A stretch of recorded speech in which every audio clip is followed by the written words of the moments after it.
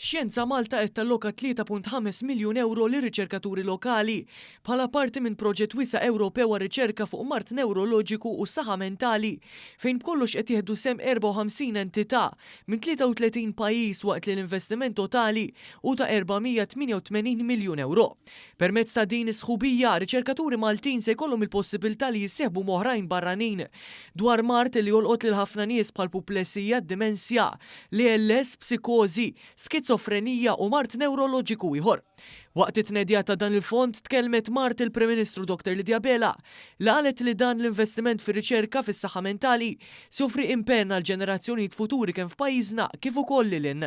Sbuħija propja dik li tinsab fina infusna, fl-emozzjonijiet tagħna, fl-identità tagħna, fil-personalità tagħna, fil-ħsibijiet tagħna, f'dak kollu illi għamilna dak li aħna.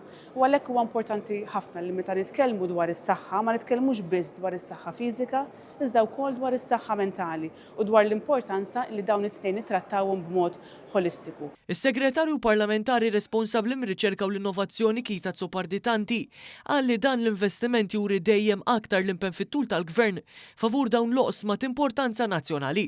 Fl-istess okkażjoni il-Kap Eżekuttiv ta' Xjenza Malta Silvio Xerri iddeskriva din it-tnedija bħala pass importanti fl-ekosistema ta' riċerka ta' pajjiżna waqt li ġib f'pajjiżna l-arfin u l-esperjenzi internazzjonali.